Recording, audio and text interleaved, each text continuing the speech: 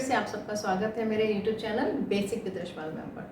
तो स्टूडेंट्स, पिछली वीडियो में हमने सब्जेक्ट प्रेडिकेट को बहुत ही डिटेल से समझ लिया था सिंपल सेंटेंसेस में कि सब्जेक्ट और प्रेडिकेट को हम आइडेंटिफाई कैसे करेंगे। मोस्टली एग्जाम्स में जो आता है एक्सरसाइजेज ही होती हैं सब्जेक्ट और प्रेडिकेट को आइडेंटिफाई करने के लिए। उसकी डिफिनीशंस के बारे में कुछ नहीं होता कि हमें उसकी डिफिनीशन लिखनी है कैसे क्या है, वो तो आपको बहुत सारा कुछ बुक्स में भी मिल जाता है। हमारा मेन टारगेट जो है वो ये समझने का है कि जो सब्जेक्ट प्रेडिकेट है उसको हम आइडेंटिफाई कैसे करें, वो होता क्या है, हमें उसको समझना है। हमें कोई डिफिनीशन नहीं रटनी, हमें कुछ रट्टा मार के कुछ भी याद नहीं करना है, रटना नहीं, समझना है। ये आपको पता है कि मेरे जो मेन एम है मेरा आप लोगों के लिए, तो इसमें हम लॉजिक समझेंगे कि सब्जेक्ट और प्रेडिकेट को कैसे आइडेंटिफाई करें। तो हमने सिंपल डिक्लेरेटिव सेंटेंसेस में जो है वो पिछली वीडियो में समझ ही लिया था। उसको साथ में लेके चलते हुए जो अदर टाइप ऑफ सेंटेंसेस है इसमें भी सब्जेक्ट कहाँ होते हैं, उन्हें कैसे पहचाना जाए, वो आज हम इस वीडियो में बात करेंगे। आपका टाइम बहुत कीमती है और उसे हम ज़्यादा बर्बाद नहीं करेंगे। तो चलिए जल्दी से नेक्स्ट शुरू करते हैं आज का वीडियो। और हाँ, अगर आपको वीडियो पसंद आए तो प्लीज़ वीडियो को लाइक जरूर किया करें, कमेंट करके मुझे बताएं कि आपको क्या पसंद आया और क्या नहीं पसंद आया, ये भी ज़रूर बताएं। और सब्सक्राइब जरूर कर लें अगर आपको मेरा एक्सप्लेनेशन समझ में आता है अच्छे से, आप और वीडियोस चाहते हैं सुनना या जानना या समझना किसी भी चीज़ को, तो मुझे कमेंट बॉक्स में ज़रूर लिख के बताएं कि आपको किस टॉपिक पे वीडियो चाहिए। और साथ ही साथ अगर आपको लगता है कि आपका कोई फ्रेंड, कोई भी ऐसा आपका रिलेटिव, कोई भी ऐसा है जिसको ये मैटर समझना चाहिए, तो प्लीज़ वीडियो को शेयर ज़रूर करें। तो बने रहिए हमारे वीडियो में हमारे साथ अंत तक। मुझे उम्मीद है आपको पूरी तरीके से सब्जेक्ट प्रेडिकेट जो है वो कवर हो जाएगा। तो चलिए शुरू करते हैं आज की वीडियो। सब्जेक्ट प्रेडिकेट में डिक्लेरेटिव जो सेंटेंसेस है उसका हम लोगों ने बहुत डिटेल में उसको अच्छे से समझा था। सब्जेक्ट प्रेडिकेट की कैसे पहचान होगी वो अपने पिछले वीडियो में, लेकिन फिर भी इसमें मैंने डिक्लेरेटिव सेंटेंस के एक दो एग्जांपल दिए हैं ताकि हम उसको रिकैप कर सकें। देखिए डिक्लेरेटिव सेंटेंस में जैसे Mohit plays cricket with his friend, तो इसमें बात ये आती है कि क्या काम हो रहा है, क्रिकेट खेलने का काम हो रहा है। वो काम कौन कर रहा है, वो मोहित कर रहा है, अपने दोस्तों के साथ कर रहा है, लेकिन मेन जो टारगेट है वो मोहित कर रहा है। मोहित क्या कर रहा है, अपने दोस्तों के साथ क्रिकेट खेल रहा है। तो इसमें मोहित जो है जो काम कर रहा होता है वो क्या हो जाता है, सब्जेक्ट हो जाता है। तो यहाँ पे हमारा मोहित क्या हुआ, ये हमारा सब्जेक्ट हो गया। और वो जो काम हो रहा है वो क्या होगा, वो आपका प्रेडिकेट हो जाएगा। तो यहाँ पे प्लेस विथ हिज फ्रेंड ये आपका प्रेडिकेट हो गया। नेक्स्ट में देखिए, ये तो हमारा हो गया कि यहाँ पे एक एक्शन हो रहा था, क्रिकेट खेलने का काम हो रहा था। सेकेंड एग्जाम्पल में कोई काम नहीं हो रहा है, बस सिंपल से हमने एक बात कही है कि all members of Sharma family are nice. Sharma family के सारे मेंबर बहुत नाइस है, बहुत अच्छे हैं। तो हम क्या बता रहे हैं, किसके बारे में बात कर रहे हैं, हम शर्मा फैमिली के सारे मेंबर्स के बारे में बात कर रहे हैं। तो पूरा का पूरा जो है आपका ये सब्जेक्ट हो जाएगा all members of Sharma family, इनके बारे में हम बात कर रहे हैं। बात हमने क्या की है, आर नाइस, कि वो बहुत अच्छे हैं। तो जो बात हम किसी के बारे में बता रहे हैं वो प्रेडिकेट हो गई, लेकिन हम जिसके बारे में बता रहे हैं वो सब्जेक्ट हो गया। तो इस हिसाब से all members of Sharma family जो आपका है ये सब्जेक्ट हो गया। अब नेक्स्ट चलते हैं हम इंट्रोगेटिव सेंटेंसेस पे। फर्स्ट सेंटेंस है may I sit here. May I sit here यानी क्या मैं यहाँ बैठ सकता हूँ। तो देखिए इसमें क्वेश्चन है जो हम पूछ रहे हैं कि मे आई सिट हियर, क्या मैं यहाँ बैठ सकता हूँ। तो काम क्या होगा, इसमें काम हो रहा है बैठने का, बैठने का काम होगा। परमिशन लेने पे तो वो कौन करेगा, वो हम करेंगे, ठीक। तो हम परमिशन ले रहे हैं बैठने की, तो बैठने का काम हो रहा है, होगा किसके द्वारा, वो हमारे द्वारा होगा। तो यहाँ पे हमारा आई जो है ये आपका ये सब्जेक्ट हो जाएगा। इंट्रोगेटिव सेंटेंस में ये होता है कि जरूरी नहीं कि आपका सब्जेक्ट जो है वो आपका स्टार्टिंग में आए, बल्कि मोस्टली स्टार्टिंग में आता ही नहीं। इंट्रोगेटिव में आपका डिक्लेरेटिव में मोस्टली सेंटेंसेस में जो सब्जेक्ट है वो स्टार्टिंग में होता है, लेकिन इंट्रोगेटिव में आपको सबसे पहले हेल्पिंग वर्ब और जो भी क्वेश्चन WH वर्ड्स हुए हैं, वेयर, विच, व्हेन या फिर मे, हैव, इज, इन इस टाइप के हेल्पिंग वर्ब्स जो है वो पहले मिल जाती हैं, तभी उसी से हेल्पिंग वर्ब को उठा के ही हम इंट्रोगेटिव सेंटेंस बनाते हैं। तो इस हिसाब से मे आई सिट हियर में जो आई है आपका वो क्या हो जाएगा, सब्जेक्ट हो जाएगा। और ये आपका जो है मे सिट हियर, ये हमारा क्या हो गया, ये हमारा प्रेडिकेट हो गया, आई हमारा सब्जेक्ट हो गया। नेक्स्ट देखिए, why did Kiran not attend the class. Why did Kiran not attend the class, Kiran ने क्लास अटेंड क्यों नहीं की, किरण ने क्लास अटेंड क्यों नहीं की। तो यहाँ पे हम किसकी बात कर रहे हैं, फर्स्ट हमने क्या बताया आपको कि दो आपके जो ट्रिक्स हैं कि हम किसकी बात कर रहे हैं, तो वो या फिर हम किसके बारे में बात कर रहे हैं। तो यहाँ पे काम हो रहा है तो हम किसकी बात कर रहे हैं, किरण की, कि किरण ने क्लास क्यों अटेंड नहीं की। तो यहाँ पे काम कौन सा नहीं हुआ है या कौन सा हुआ है, वो है क्लास ना अटेंड करने का काम, ये काम हुआ है। तो वो किया किसने नहीं है, किरण ने नहीं किया है। तो सीधी सी बात कि हमारा जो किरण है ये हमारा सब्जेक्ट हो जाएगा, एंड बाकी जो आपका ये बाकी का बचा हुआ हिस्सा है ये हमारा क्या हो जाएगा, predicate. Why did not attend the class, Kiran ने क्लास अटेंड क्यों नहीं की, ये हो गया। नेक्स्ट आइए हमारे नेक्स्ट सेंटेंसेस पे। Where are Rachit and his brother going, where are Rachit and his brother going, Rachit और उसका ब्रदर कहाँ जा रहे हैं। तो यहाँ पे जो है हम बात कर रहे हैं रचित और उसके ब्रदर की। काम कौन सा हो रहा है, जाने का काम हो रहा है, किसके द्वारा हो रहा है, रचित और उसके ब्रदर के द्वारा हो रहा है, और हम पूछ रहे हैं कि वो कहाँ जा रहे हैं। ठीक, तो अगर हम इसको जब इंट्रोगेटिव सेंटेंस होता है, अगर हम इसको पहले माइंड में सिंपल सेंटेंस सोच लें, डिक्लेरेटिव सोच लें, तो हमें और भी क्लियर होता है कि सब्जेक्ट टू प्रेडिकेट हमें कैसे आइडेंटिफाई करना है। तो यहाँ पे रचित एंड हिज ब्रदर वो काम कर रहे हैं, कौन सा काम कर रहे हैं, जाने का काम कर रहे हैं, तो हमें मेनली जो है अपना सब्जेक्ट मिल गया, रचित एंड हिज ब्रदर, ये हमारा सब्जेक्ट हो गया। और फिर हमें प्रेडिकेट आइडेंटिफाई करने में तो कोई दिक्कत ही नहीं है, क्योंकि हमें पता है कि वाक्य का जो बचा हुआ हिस्सा है, सेंटेंस का जो बाकी हिस्सा बचता है, वो हमारा प्रेडिकेट होता है। तो हमारा ये जो वेयर आर से लेकर के going, where are and going जो आपका हो गया, ये प्रेडिकेट हो गया। नेक्स्ट देखिए, do you have any pen, तो क्या तुम्हारे पास कोई पेन है, तो हम पूछ रहे हैं कि क्या तुम्हारे पास कोई पेन है, तो इसमें जो आपका सब्जेक्ट होगा वो क्या हो जाएगा, यू, यानी तुम्हारे पास कोई पेन है। तो हमने किससे पूछा है, किसकी बात हम कर रहे हैं, तुम्हारी बात कर रहे हैं, पेन की बात नहीं कर रहे हैं। ठीक, हम तुम्हारी बात कर रहे हैं, बात क्या कर रहे हैं कि तुम्हारे पास कोई पेन है, ये हम उससे पूछ रहे हैं। किससे पूछ रहे हैं, तुमसे पूछ रहे हैं। तो फिर इसमें हमारा यू जो है वो हमारा सब्जेक्ट हो गया, और ये जो do you have any pen, ये जो है डू हैव एनी पेन, ये हमारा क्या हो गया, प्रेडिकेट, और you is the subject. Clear. अब नेक्स्ट चलते हैं हम अपने नेक्स्ट टाइप के सेंटेंसेस पे। Imperative sentence. इम्परेटिव सेंटेंस आपको मैंने वीडियो में समझाया ना, टाइप ऑफ सेंटेंसेस में। इम्परेटिव सेंटेंस में जिसमें हम कोई ऑर्डर देते हैं, रिक्वेस्ट करते हैं, जो भी आपको डिटेल उस वीडियो में मिल जाएगी। यहाँ पे हम बात करें सब्जेक्ट प्रेडिकेट की। इम्परेटिव सेंटेंस में सब्जेक्ट जो होता है वो आमतौर पर हिडन होता है, subject you, you is hidden. Why, देखिए समझने की कोशिश करते हैं। सिट डाउन, एक सेंटेंस है सिट डाउन। अब सिट डाउन हमने कहा कि बैठ जाओ, किससे कहा, ऑब्वियसली जो सामने हमारे खड़ा होगा इंसान, हम उसी से कहेंगे सिट डाउन। कोई अगर मान लीजिए हम यहाँ कानपुर में हैं और कोई वहाँ पे बरेली में है, तो हम उसे तो कहेंगे नहीं कि सिट डाउन या बैठ जाइए आप, है ना। तो जो हमारे सामने है हम उसे कह रहे हैं, और वो कौन है, वो या तो हमसे छोटा या हमसे बड़ा, यानी लेकिन इंग्लिश में हम बड़े और छोटे दोनों को यू कहते हैं।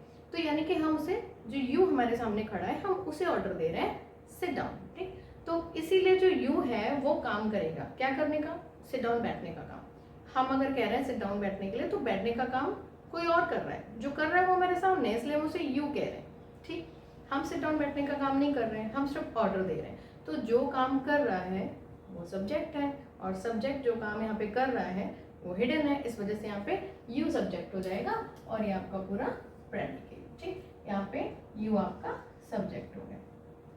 ऐसे ही आपका please give me your pen, please give me your pen, मुझे अपना पेन। ठीक, लेकिन देगा कौन, तुम दोगे। ठीक, तो यहाँ पे भी ऐसा नहीं कि मी सब्जेक्ट हो गया या योर पेन सब्जेक्ट हो गया, यहाँ पे भी जो सब्जेक्ट है वो हिडन यू ही है, यानी आप मेरे सामने खड़े और मैं आपसे कह रही हूँ कि प्लीज मुझे अपना पेन दे दो। ठीक, तो पेन कौन देगा, आप देंगे, तो आप ही सब्जेक्ट है। Okay, so please give me your pen, इसमें भी जो हिडन सब्जेक्ट होगा वो आपका होगा यू।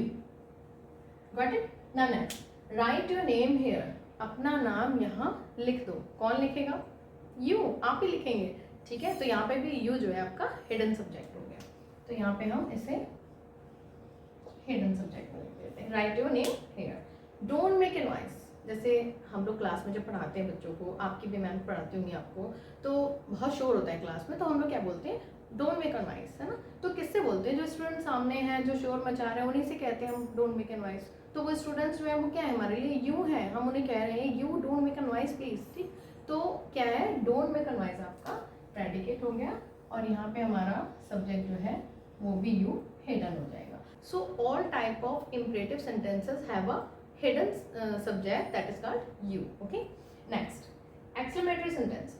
एक्सक्लेमेटरी सेंटेंस में जैसे कि पहले मैंने आपको पिछली वीडियो में समझाया था कि एक्सक्लेमेटरी सेंटेंस में क्या होता है, फीलिंग्स एक्सप्रेशन जो होते हैं हमारे फेस के या वैसे बोले में जो एक्सप्रेशन होते हैं वो मतलब कि समझ में आते हैं, लेकिन यहाँ पे हमें उसको सब्जेक्ट समझना है कि एक्सक्लेमेटरी सेंटेंस में सब्जेक्ट कहाँ पे होता है।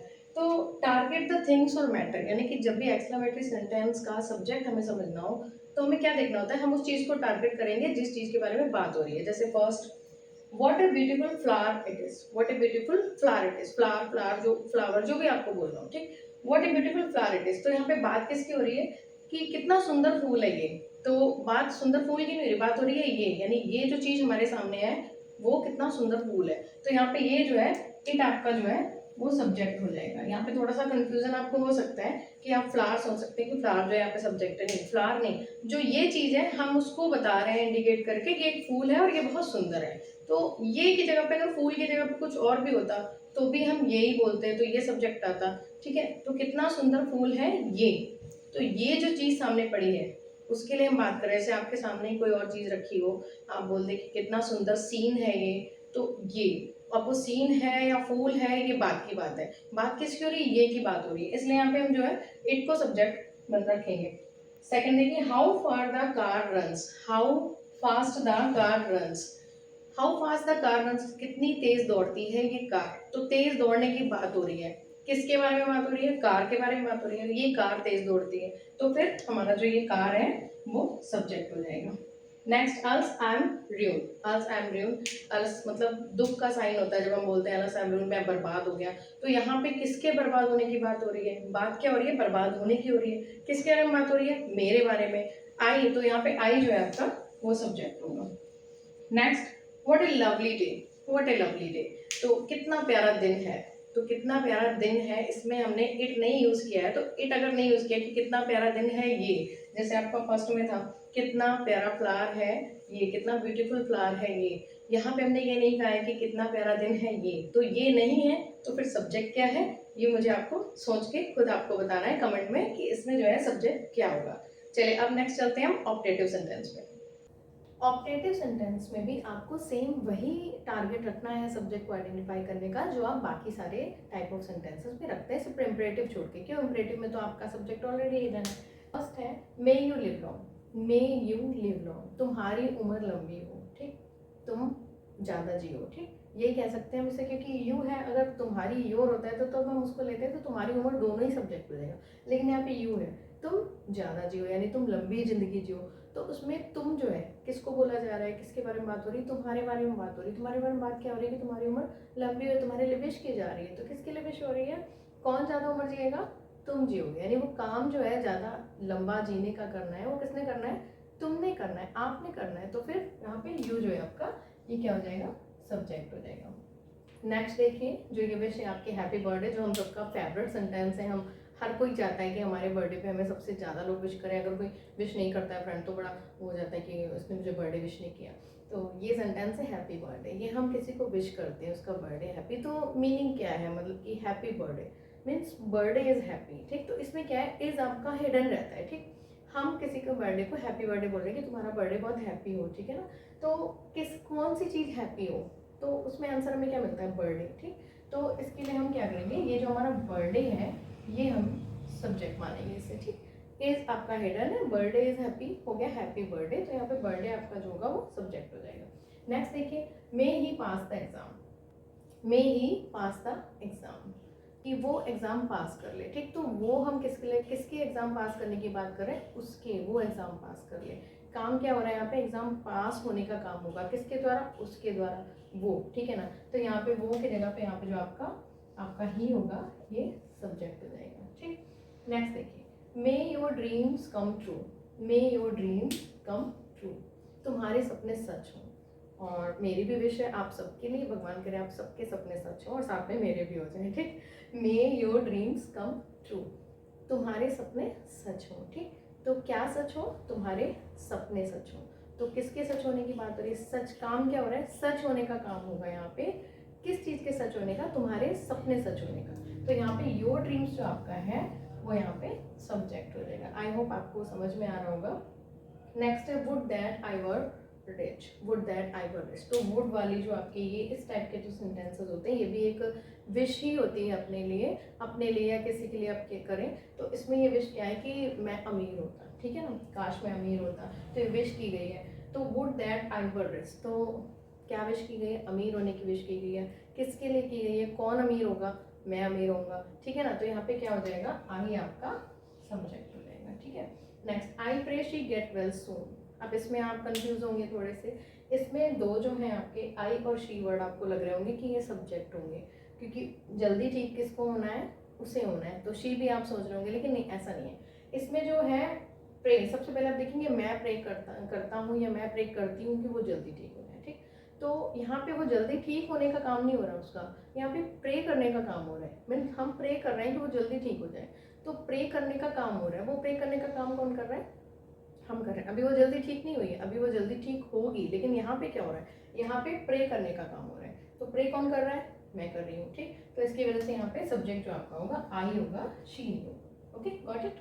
अब आपका है last sentence, may God bless you. काफ़ी सारे एग्जांपल्स हमने इसके समझ लिए हैं, क्योंकि ऑब्जेक्टिव में अक्सर हम लोगों को थोड़ी सी कंफ्यूजन रहती है। मे गॉड ब्लेस यू, ये आपका लास्ट सेंटेंस है, और इस सेंटेंस में सब्जेक्ट का होगा। इसमें भी आप मुझे एक्सक्लेमेटरी सेंटेंस की तरह कमेंट करके बताएंगे कि इसमें सब्जेक्ट कौन सा होगा, ठीक है। फिर हम लोग देखेंगे कि किसके किसके आंसर राइट आते हैं, और आपको सब्जेक्ट प्रेडिकेट जो है वो आपको कवर हुआ है कि नहीं हुआ है। तो चलिए आज के लिए इतना ही। आई होप आपको वीडियो अच्छी लगी होगी। मिलते हैं नेक्स्ट वीडियो में, और नेक्स्ट वीडियो में हम बात करेंगे नाउन और उसके टाइप्स की। सबसे पहले हम नाउन को क्लियर करेंगे प्रॉपरली एक वीडियो में कि नाउन है क्या। बहुत कंफ्यूजन रहता है, वही डेली रटने वाली डिफिनेशंस नहीं, हम उसको लॉजिकली समझेंगे। हम मिलते हैं नेक्स्ट वीडियो में, तब तक के लिए बाय।